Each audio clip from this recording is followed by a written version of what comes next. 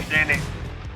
Welcome to episode 1 of Ran When Parked, the Eliminator edition. These are a very cool bike, and this is kind of like a childhood bike for me because I remember when I was 13 years old working at Wheeler Kawasaki in Fort Smith, Arkansas, I saw one of these things in the flesh for the first time, and at the time, I was riding a 250 Eliminator. It was my first street bike, and I was like, must have. Life happens, things get in the way. So here we are, full circle, 30 plus years later. Took a while, but we got there. Proof positive that you don't ever have to grow up. You can still buy your inner child a present. When you're dealing with a bike that ran when parked and rolled when bought, it's definitely a labor of love. So you might as well start with something that you actually love and want to see run again. Let's dive into this thing and see exactly what we have to do to make it do more than roll. Step 1, add gas. Wait a minute. There's a few that we got to deal with before we get to that point. This bike's showing 33,635 miles on the odometer. Really, honestly, pretty okay-ish shape considering the year it is and considering how most of these bikes got treated back in the day, which is to say they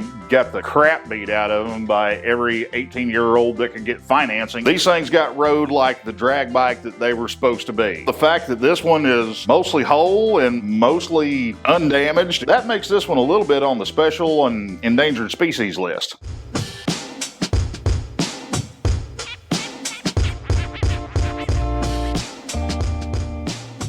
We're going to start from the top and work our way down to see what we need and what we don't need. And that way we know the areas that we need to prioritize moving forward from here before we get a whole lot of money tied up and then realize, oh crap, we've got a problem. Let's look at the gas tank because number one, gas is your friend until it gets to be a couple of years old and then it's not so friendly. Once it passes the 5 to 10 year mark, gas is your enemy. That comes off and then the whole thing flips up like that. That was kind of an awkward thing on these bikes, but got a bunch of Florida funk. You got a little bit of just what I would call dust rust down inside the gas tank. All in all, there's bright, clean steel in there. I'm going to take that one as a win, okay? Honestly, with that in there, it's not even to the point where I would consider doing anything to remove it and seal it up because what's in there is extremely minimal. Honestly, I probably got more than that in my Roadstar right now. On a $1,000 motorcycle, if you got a gas tank that ain't full of rust, you're doing all right. Yeah, because trying to find these tanks anymore that's not caved in and cratered or 17 pounds of Bondo in the sides of them, oh, that's getting to be a hard task to master. Bike's got a battery in it that, well, it's of questionable lineage, let's put it that way. It's new, but the name on the side of the battery has a whole lot of letters and not that many vowels in it, so you can draw your own conclusions where it came from. We got lights. The fact that we don't have a headlight right now is not concerning to me because on these bikes, the headlight does not kick on until lighting control module sees a RPM signal from the ignition. So the headlight's going to come on when we crank it. Right now, the carburetors are off this bike, so I don't want to crank it over just yet, but I did check it earlier. It does have a functional high and low beam. We got a blinker over there. Got a blinker over there. This light bulb over here is kind of like some of the people that I went to school with back in the day. It just ain't that bright. We got a tail light. Don't have a brake light off of the front brake lever,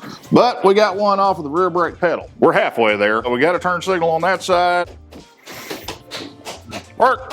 Do work. We don't have a turn signal on that side. Isn't that cute? While we're here, you see how rusty and rotted the tops of the master cylinders look? These things have probably not been opened in quite some time. The clutch on this thing has no pressure. One thing that is a little bit concerning is you see this crusty stuff right here at the bottom of that sight glass.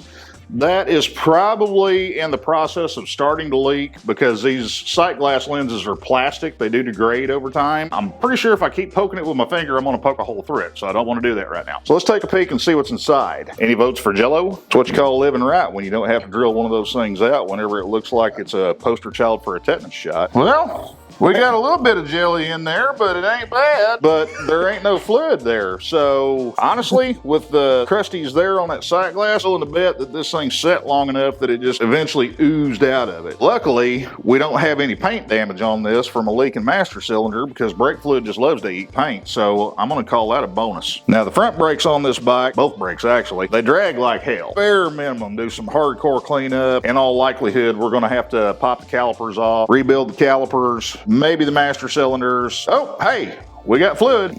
Well, it looks like pancake syrup, but it's fluid. Crusties and some funk floating around in there, but at least it's not dry. This is a 1985 seat cover. What is now gray used to be black way back in the day. Kind of like what's up top here. Yeah, that's used up. That's okay. We can recover seats, and I'm kind of handy with a staple gun. Here's our questionable Prime membership battery. The jury's still out on that one. We're going to have to see where we land. But if we can save it and bring it back from the dead, we'll use it. Coolant overflow here. It's got a little bit of green in there, and it doesn't look terrible, but we're going to have to check to see what's actually in the radiator, because there's a lot of times I'll find old bikes where the stuff in the overflow tank looks nice and pretty, and when you get into the radiator, it looks like a crime scene. All right, Joe, take us from snooter to pooter. Fork seals, they're crying just a little bit. Nothing terrible, but still, any leakage, that's something that we're going to deal with now rather than just let it ride. And the big reason why is because when fork seals leak, two things happen. Number one, you're losing suspension oil in the front fork, so it's going to ride like a pogo stick on a trampoline eventually. But also, as that oil leaks out, it drills down the back side of the fork leg here,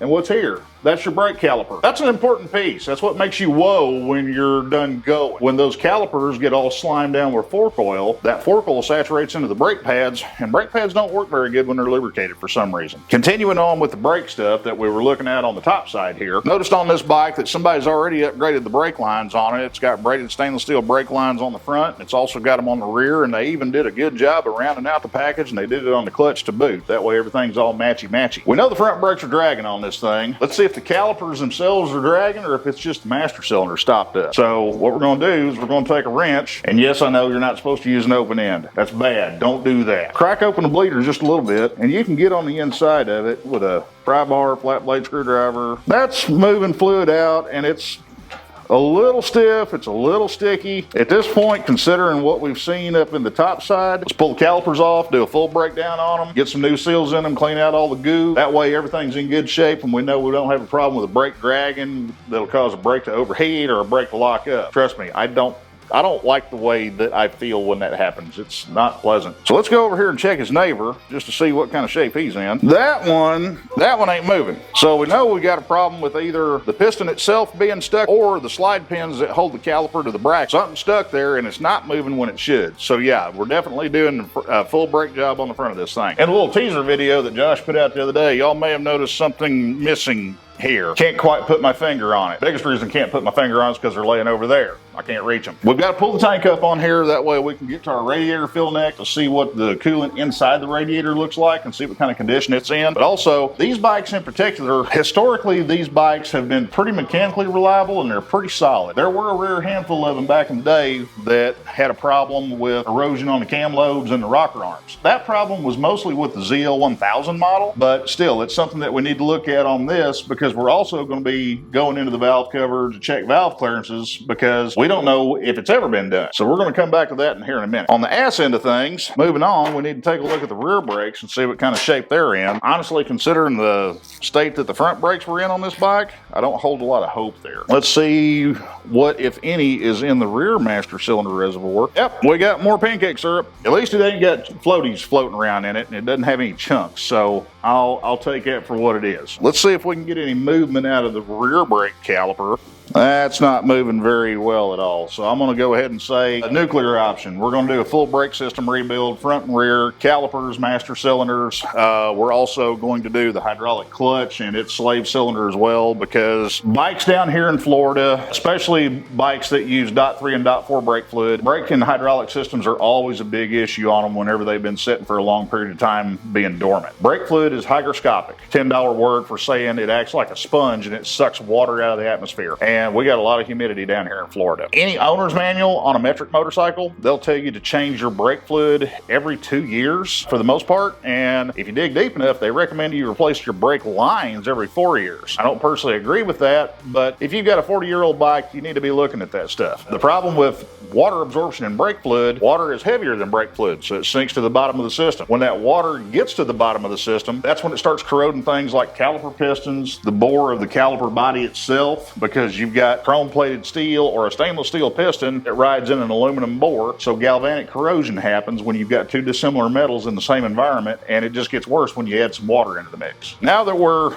at the ass end of things, as it were, let's go ahead and see what kind of stuff is in the rear end on this thing. These are shaft drive bike, and final drive oil in most shaft drive bikes is probably running neck and neck with brake fluid and coolant for the most neglected thing that I see on a metric motorcycle. And is there anything in there? Yeah, it's full. I mean, it's right here at the bottom of the fill hole where it's supposed to be. It's reasonably clear. It's got good color, but hey, guess what? It's going to go too because we don't know how old it is and we don't know if it's the correct lube for the rear end. Now, one thing that was just kind of a nice bonus that we got along with this bike that honestly I hadn't noticed until after we put it up on the lift and everything, we got some really nice Super Trap slip-ons on this thing. They're polished stainless. They're in good shape. They're not all beat to crap. These bikes originally had a sub muffler that was tucked up here underneath the frame. You had 4 head pipes that came off the motor and it ran into this big steel box, and then it had 2 outlets that came out and went to the stock mufflers. It was big, it was clunky, it was heavy, and it really neutered these things from a sound standpoint. It made them a little too friendly. We got to pull the gas tank off to where we can get down to the radiator filler neck and also the valve cover to where we can do our compression test and also, more importantly, do our camshaft inspection. It's kind of weird. The sight glass is over here on the left side of the motor. Typically, they're on the right side. Ours is a little bit buried. It's that big spot with oil and drool and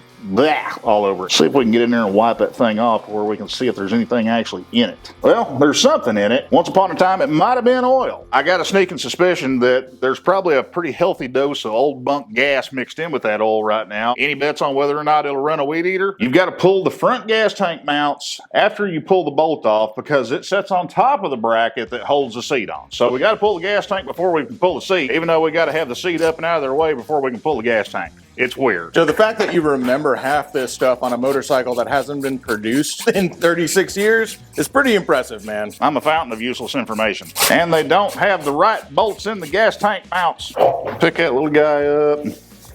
Nope, there ain't nothing in there. It is dry as a bone. There's something that we're gonna have to look at. There's not a true off on this petcock. You've got on, reserve, and prime. It'll be labeled PRI. The reason they do that is because there's a vacuum line that connects here that goes to one of the carburetor intakes, and here's the fuel line. Whenever you're cranking the bike over, or when the bike's running, it supplies vacuum to this diaphragm, and that opens a valve inside here that allows fuel to flow through the petcock down to the carburetors. Now, on an older bike like this, where that comes into play, typically what I see fail on these, as they sit and as they rot, that fuel breaks down that little thin rubber diaphragm in there because it is very thin, notebook paper thin. It breaks that diaphragm down and then the fuel starts drooling down through this vacuum line and it runs into the motor and it fills up a couple cylinders full of fuel. Well, if it's the bike sitting for a long enough period of time, that fuel will eventually leak down past the piston rings and it winds up in the crankcase and it waters down your oil with gas. So that's why we're not even going to bother trying to use oil that's in this thing, and we're going to change oil in it before we do anything else. All right, we got our gas tank off. Hey, look, another freebie bonus. These aren't factory. Those are Excel Super Coils. They'll give you a little bit more zappy zap than what the stock stuff did, and they may have put those on there as an alternative to a stock replacement if they had a failure in the past. We'll check these just to make sure that they fall within spec, but one thing that you need to keep in mind, these are not a factory OEM Kawasaki coil. So you need to go back to the manufacturer and get their test specs on these. That way you're not inadvertently diagnosing it wrong, because I have seen that in the past where somebody will dig into a factory service manual testing a coil that's obviously not a factory coil, and they're like, it ohms out of spec, it's bad, and they put coils on there and there's absolutely nothing wrong with them. We'll circle back to that. While we're here, one of the big reasons we pulled the tank off, the thermostat housing and the fill cap for the radiator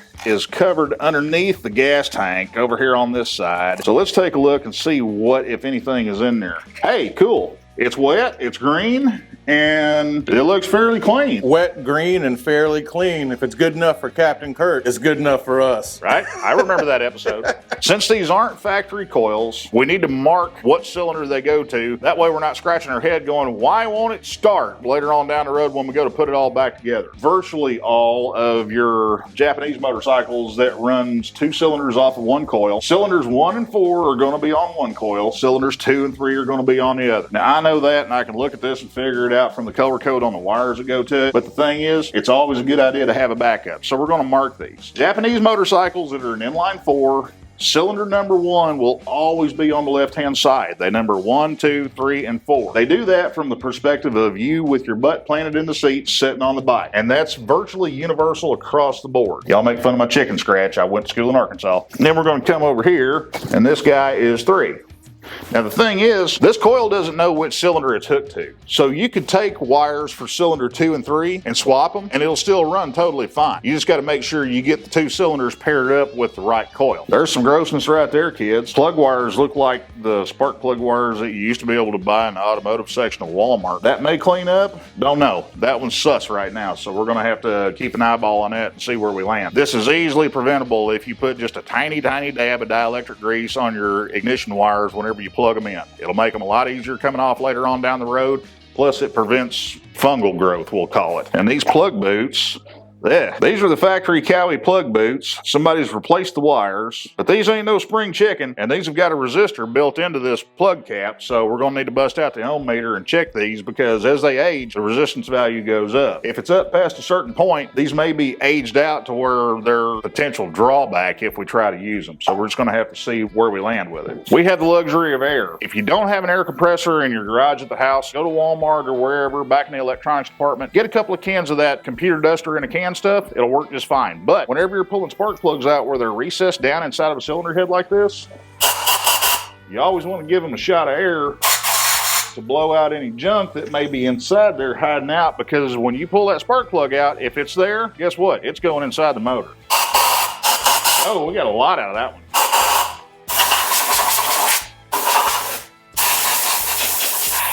I guess that's one way of taking off old nasty paint. We're gonna pull the plugs out of it to where we can do a compression test. Whenever you're doing a compression test, if it's a single cylinder motor, no big deal. If it's a multi-cylinder motor, pull all of the spark plugs out before you try to do a compression test, because the drag from the other cylinders will skew your readings on the cylinder that you're trying to measure. So you wanna make sure the rest of them can just freewheel. We grab our $30 Harbor Freight God's gift to the mechanic super thin ratchet with a bendy head on it. Definitely buy one. It's money well spent. Spark plug sits about 4 inches down inside the cylinder head. And if you look right here, I got a problem. I'm gonna show you a way around the problem. I got some needle nose pliers and I got this chunk of magnet right here. You take the needle nose pliers and you hold the socket down to where you can pull the extension off and get it out of your way. Well, now the socket's down inside the cylinder head. What are you gonna do? Take your needle nose pliers, take your magnet, and then you grab your socket. There's your socket. Now, you go back in and you grab your spark plug. And you did it with what you had on hand without having to stop what you were doing and run back to the store. That's been there a while. We're gonna retire it. Yay, I got lucky with that one, no magnet needed. Yep, you're retired. Hey, look, see that? That's wet. Somebody tried to start it, didn't quite get there. Oh, that is yucky. See all the rust on this? This spark plug had water sitting on top of it for a good bit inside the cylinder head. We're gonna make sure that we check the drain holes in this head. Virtually every motorcycle that you're gonna come across where the spark plugs are recessed down in the head, if you look around, you'll find somewhere on the cylinder head to where there is a drain hole drilled in there to allow water to drain out to keep it from pooling like it did there. Since we got evidence of water pooling, it tells me we need to make sure those drain plugs are cleared out and open to where water can find a way out. Because the way these spark plug boots are made, they're supposed to seal the top of it to keep it from pooling water down inside there, but they're not always 100% effective. If we can take 5 minutes to give it a better chance at living and not giving us problems later on down the road, do it now. You'll thank yourself later. 25, 30 bucks at your local Harbor Freight. Sorry about that, guys. Their basic bare bones compression test kit they've got. This is Josh's. I've got one that I've had for several years. Basically, they give you 3 different adapter fittings that have an O-ring on it to seal the adapter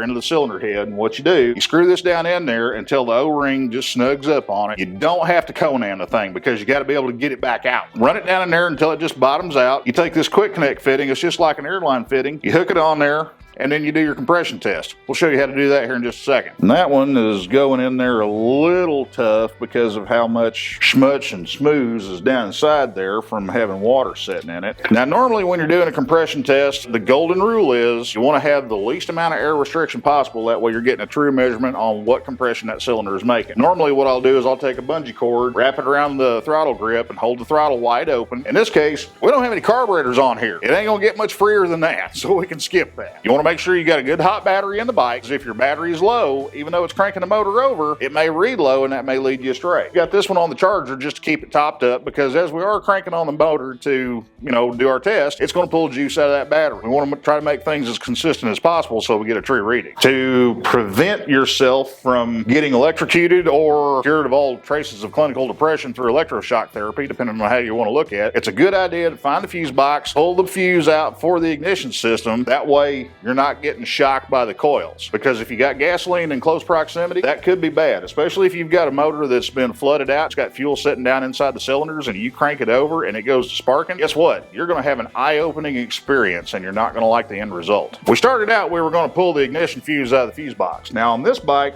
we do not have a clearly marked fuse for ignition in the fuse box. So as an alternative to doing that, we're going to unhook the ignition box itself to where there's no way that it can send a signal out to the coils to cause a spark, which may either electrocute us or cause a fire. I know people's going to make fun of my pocket knife and everything. This ain't the sharp one. The sharp one stays in my pocket, and I don't do this kind of stuff with a sharp one. We take that little guy loose, and then 2 years later, okay, through the power of video editing and a lot of cussing that we didn't want to edit out and everything, I finally got this CDI box out to where I can get down to it to where we can unplug the thing. We're there. There is light at the end of the tunnel. There. Okay, now we're safe. We're not going to go zap. Now we can do a compression test. Let's pull the trigger on it and see what it blows.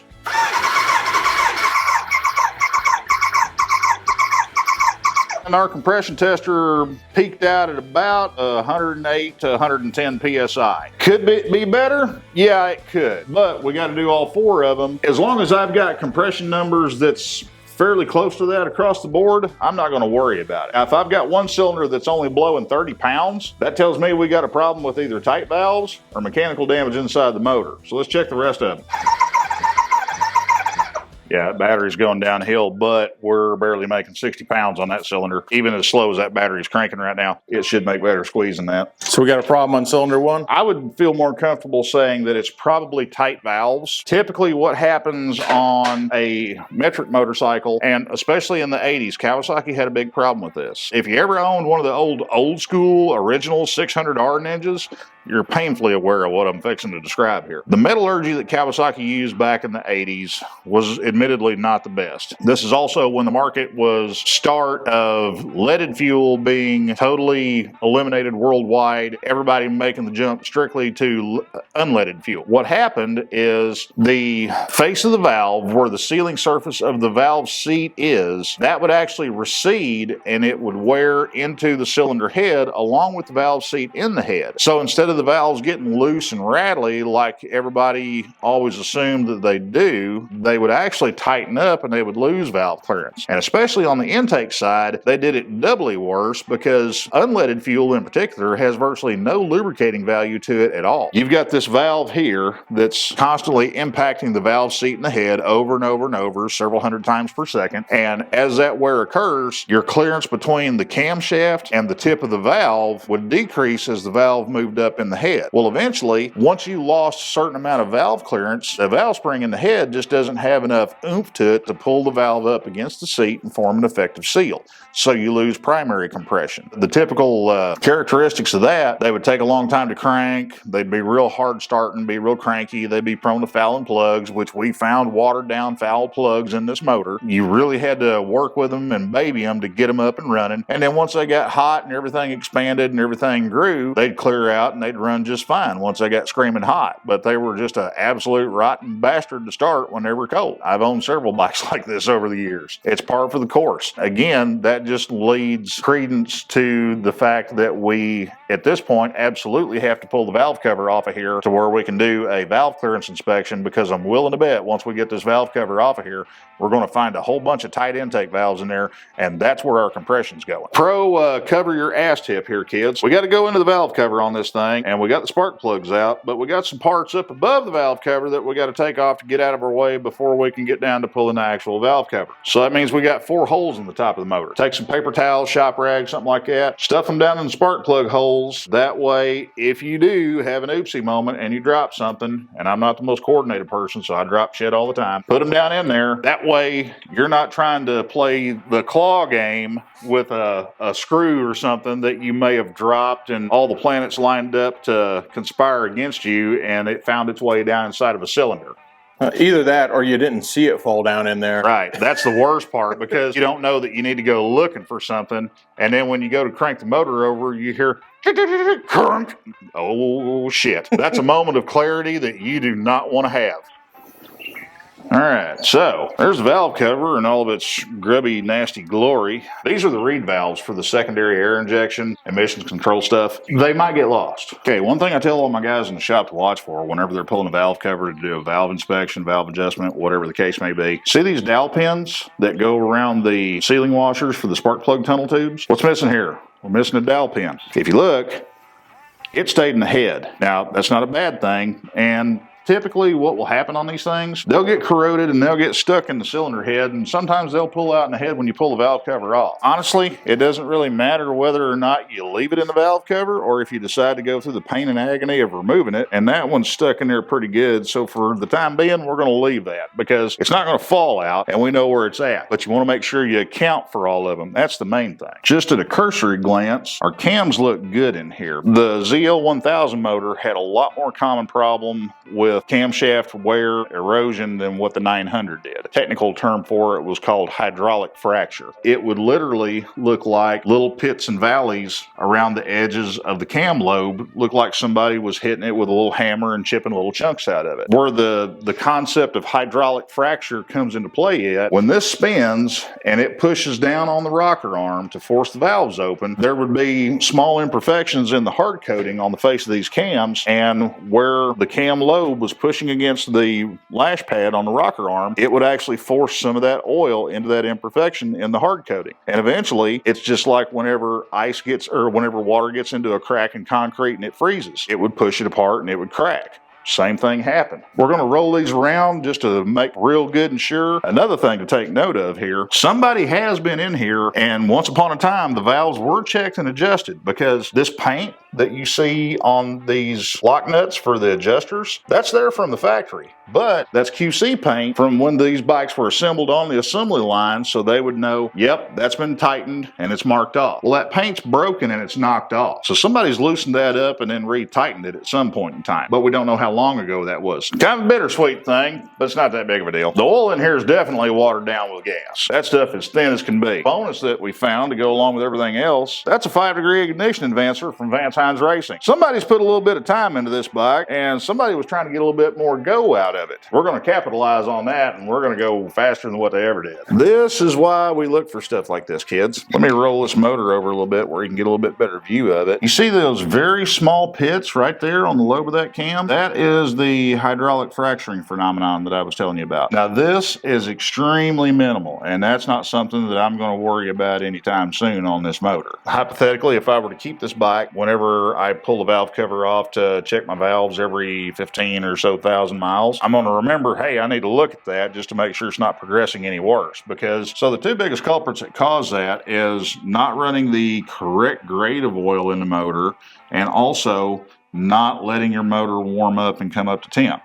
Now, when I say not using the correct grade, I know I'm on a spark a pissing match here because everybody's got their favorites and nobody agrees on the same thing twice. I don't care what color the bottle is. I don't care what flavor it is. The key thing is there's got to be a high enough content of zinc and phosphorus in it, because at least 1,200 parts per million of zinc. That's the more critical of the two right there. Zinc is a sacrificial element, if you will, and it acts almost like a polymer whenever it's put under heat and load. And what it does, it basically turns itself into a high pressure, wear resistant coating when it's compressed between two sliding surfaces. That way it prevents this surface and this surface from galling into one another. The zinc basically takes the hit. That hydraulic fracture is because of low zinc content in the oil, and also it's from running a motor too hard when it's too cold, because cold oil doesn't flow as well as hot oil. So what happens, that oil gets trapped between the cam lobe and the rocker arm and it accelerates that wear. If we don't find anything worse than that on the rest of these, I'm not gonna freak out about it. You can see a little bit of it on that intake lobe right there. It's nothing terribly bad. These motors were designed and built when Kawasaki was still kind of in their infancy on multi-valve cylinder heads. And we've got similar there, actually a little bit less. If you notice, this motor's got rocker arms in it, even though it's a double overhead cam motor. The reasoning behind that is rocker arms are forked. Each rocker arm's working 2 valves at the same time. So you've got this one cam lobe taking the load from 2 valve springs, 2 valves, and all the inertia that's associated with that when the motor's running. So it's literally doing double the work. Yeah, that one's got just a little bit, and it's on the trailing edge side of it. So again, it's not a big issue. If I were seeing more of this wear on the leading edge of that cam where it's first opening, where it's taking a hit on the rocker arm, that would be a little bit more of a cause for concern. With this being on the trailing edge, that tells me that whoever had this thing however many years and miles before we got a hold of it, they like playing on the upper end of the RPM limit on the tach. And that's not a bad thing, but that's why you're seeing that on the trailing edge of that cam lobe, is because at some point in time the valves in this thing have been floated a little bit. And that's not bad. It's something that happens.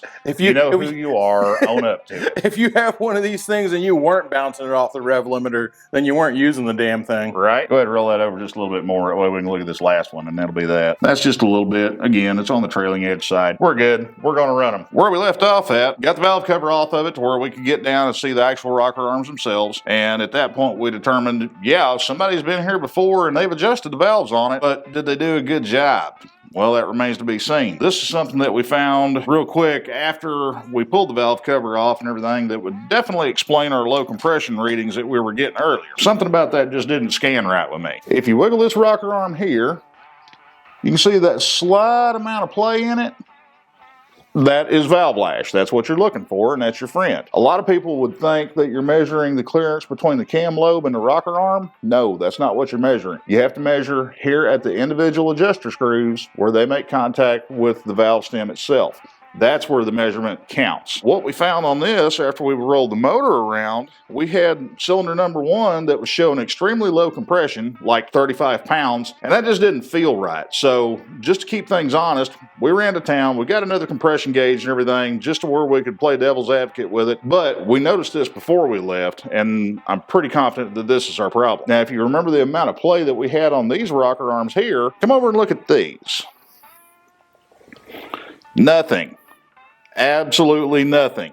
I can't move that at all. That cam lobe is pointed straight away from the rocker arm, so we know we're on base circle on that cam lobe. We have 0 valve clearance. Now, this could be from valve recession into the valve seats, which on these generations of bikes is kind of typical and kind of common, or somebody could have pulled a bonehead and they screwed up whenever they adjusted the valves last time and they adjusted them too tight. But what we're going to do, just for the sake of testing, we're going to back these valves off a little bit to where we know we have valve clearance and we know that the valves are closing all the way. Then we're going to do our compression test again and see what kind of numbers it blows. Like I said, I don't even care about measuring right now. I just want to back these things off to where I know the valve is closing completely.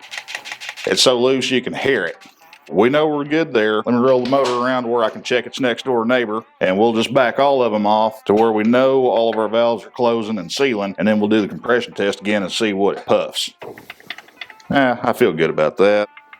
Yeah, we got movement there. That one's got a little bit of movement, but it's still pretty snug. We're going to back it down just to make sure. And generally, once you break the jam nuts loose with a ratchet, or a specialty tool if you happen to have one for your particular make and model, generally you can turn those adjuster screws with your fingers. See, we got a lot of room there now. Got very minimal clearance there. Hey, look here, number 4 cylinder right here. This one was blowing 108, 110 PSI on the compression test the first time around with the original gauge. But just like on number 1, we have 0 valve clearance here whatsoever. We have 0 play. There's plenty of daylight there now. Let's redo our compression test and see what it blows. Throttle wide open. Bluetooth, baby. Oh, hey now. Well, that 110 got a little bit rowdy now, didn't it? Yeah, we just popped like 180, flirting with 185. And I'm going to be honest with y'all, this battery ain't the best in the world. Big jump. Now, this is number 3 cylinder that we're testing here, and this is the one that really made us stop and go, whoa, wait a minute, a while ago. And that's when we decided we needed to go get us another gauge just to keep it honest.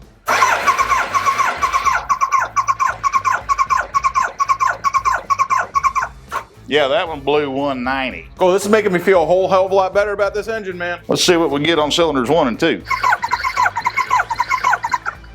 Okay, now that one jumped up to about 145, flirting with 150. Obviously, it's down lower than our other three because we were blowing anywhere from 180, 185, 195 on up from there. I ain't gonna get too spun up about it right now because like I was saying earlier, I don't know how long this thing is set. I don't know how long it's been setting without being ran. And also, I don't know how much schmutz is built up on the valve seats or if there may be a little bit of flash rust in the cylinder walls that's causing a problem with ring seal. Keep in mind, our intake valves over here on this number 1 cylinder that only blew 145. This was some of the intake valves that had 0 valve clearance to them at all. So we're going to go ahead and go on forward with this. And at this point, we're going to assume that the head is good because a lot of times you'll get compression readings that are a little wonky, you know, something like this where it may seem a little out of kilter. And what it comes down to being is just, you know, funk and crap built up on the valve seats and the valves aren't sealing all that good. So just on the back side of things, we know our valves were way out of adjustment. We had a compression tester that was a little bit on the sus side. The one thing that we haven't looked at yet, which I wasn't really concerned about because I do it all the time, but we do need to take a peek on the inside of the carburetors to at least see where we're starting from. The carbs on this bike were already off. They were in a shoe box whenever we bought this thing. Let's pull a couple of bowls off, see what kind of shape they're in on the inside. That way it kind of gives us an idea of what we can expect. This isn't some kind of ghetto spray paint. These bikes actually had black carburetor bodies when they were produced, and it was an aesthetic thing that Kawasaki, Yamaha, I think Suzuki and Honda all did it at one point in time. But anyway, unless you're a purist or you're trying for 100% period correct restoration like you're going to put in a museum, I don't care about that. Now, that paint that's on there now, it's ugly and it's going to go away because these are going to be clean by the time I get done with them. We'll just pop a couple of bowls off here.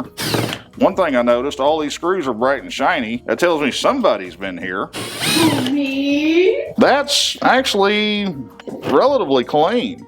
It's got a little bit of green and furry on the inside of it, but nothing real bad. You can tell they've had a little bit of gas sitting in them. Floats that are in there, they're a little funky. The jetting that's in here, somebody's definitely put kits in these carbs somewhat recently because one of the first things that happens whenever a bike sets, float bowl O-rings will get compressed from sitting, soaking up fuel and everything with fuel in the bike and it not being ran. So what happens, these O-rings that are round, they get flattened out to where they kind of look like an oval. And these things are still pretty soft and squishy and are still round, so they've not been in there very long. This may be a thing where somebody bought it and they started on it and they got discouraged and walked away, or a significant other told them, get that crap out of my garage. That is a Kian 122 main jet, and it is an actual Kian jet because an actual factory produced Kian jet has got that little bitty K logo on there because Kian loves putting their logo on their stuff. Now, if you get aftermarket jets like from, say, Dynajet in a jet kit, or from a carburetor kit of questionable lineage that you get for really cheap off of Amazon or some other similar site, a lot of times those things won't even have a jet number stamped in them. Big flag right there. Don't trust it because you don't know what you're getting. At least if it's a genuine Kian jet, you can look and see what you got, and then you can dig into the service manual. You can look and see what the bike came with when it was 100% stone stock, because we've got slip-on pipes on here, we've got a K&N air filter, we've got an ignition advancer in here. I'm willing to bet that whenever I pull the slides out of here, I'm going to find some adjustable needles that are definitely not stock. Anybody want to take any money on that one? I always like to hold my thumb on the lid of the carburetor whenever I'm taking those screws out because there is a spring in there, and it's scary when stuff jumps out at you. Kind of like that shirt.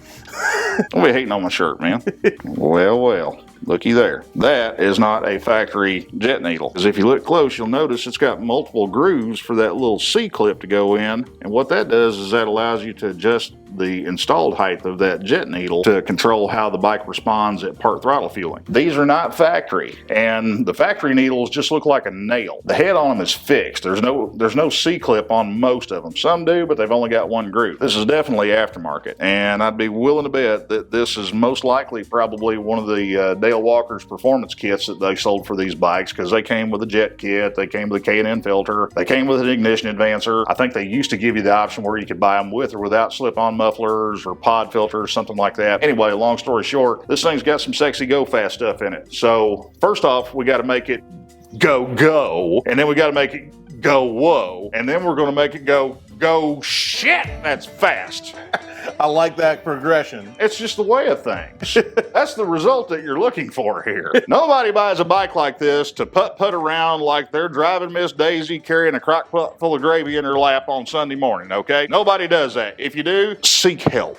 Well, at the end of the day, we know a whole lot more about this bike than we did a couple of hours ago. I don't feel bad about it because all this stuff that we're seeing right now, this is typical of what you're going to see on a 30-plus-year-old metric motorcycle and everything that's had some miles put on it and it's been parked and laid dormant for a while. None of this stuff is anything that's really big or shocking that I wasn't really anticipating. It's not anything that's going to cost a whole lot of financial investment as far as throwing parts at it. Yeah, you're going to have to spend some hours out in the garage and everything.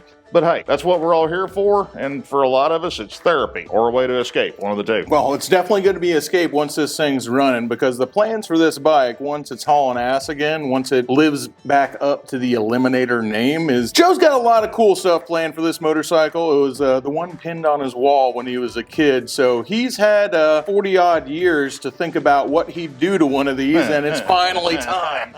Oh, there's plans. There's plans I'm not going to talk about right now, but you're going to see them as they unfold. And the thing is, a lot of it's going to be like, oh, that's cool. And then some of it's going to be like, what the hell are they thinking? I tell you, man, I would have turned tail and ran away the second I saw a low reading on that compression tester on cylinder number 1. I had no idea about a valve seat recession or anything like that. The amount of knowledge that I have when it comes to doing what you just did there would have gotten me to test it and then declare this motor junk. It's obviously bad and it needs to be thrown away. But I'll tell you something about Joe the Mountain Jedi. He's a firm believer in God don't make no junk. Most people, and if you guys have watched my video on how to buy a bike, now let's be real, nobody is going to let you show up at their place when they're trying to sell you a motorcycle and let you start yanking spark plugs out and do a compression test. But if you had somebody, hypothetically, that was actually cool like that, 90% of the people, whenever they saw the numbers that we did on the compression test when we first did it, they'd have been like, well, nope, sorry, man, this is a pile of parts that ain't going to run, because 30 pounds of compression, I mean, I don't care how much ether you shoot into it. I don't care how much nitrous you try to cram in on top of it. It's not going to pop and go boom and make motorcycle noises. It may go boom, but it's going to be in a bad way. I've seen this before, and this is something that people with older metric motorcycles are going to continue to see. A lot of this, what we're seeing here, is not really so much wear and tear. It's just neglect. People don't, follow up with a normal service schedule. A lot of the service schedules that are in the owner's manual are very, very neurotic as far as their mileage standpoints. There's what the manufacturer says, and then there's what real world says, and what real world is proven to be effective and useful. Honestly, that's going to come down to you guys, and you got to investigate your own particular year, make, and model of bike to see what its individual little quirks are. But this bike, we got a significant increase after we backed all the valves off because they were just stupid tight. That's going to about do it for this episode of Ran When Parked. I want you to check out that link down below. My man Joe the Mountain Jedi is going to have his Patreon link down there if you want to support what he's doing here, and also if you want some behind the scenes access and also access to ask Joe the Mountain Jedi questions about your own build. Supporting on Patreon isn't just going to be supporting Joe and his mission to bring old bikes back from the dead. You can also get something out of it too with a little bit of knowledge for what you're working on at home. Just to put it out there on the front side of things, I appreciate each and every single one of you that may throw a couple of bucks my way on this, because it's people like you that actually help fund this stuff to where we can find these bikes, we can share what we find with you guys, try to share some knowledge with y'all to where it'll save you some money or save you some problems later on down the road, because at the end of the day, knowledge that you don't share, that knowledge disappears. It's got to be shared. You don't ever stop learning, and if you stop learning, guess what? You're going backwards because the rest of the world's leaving you behind. Appreciate you guys tuning in. We'll see you next time on Ran When Parked. It ain't got no gas in it.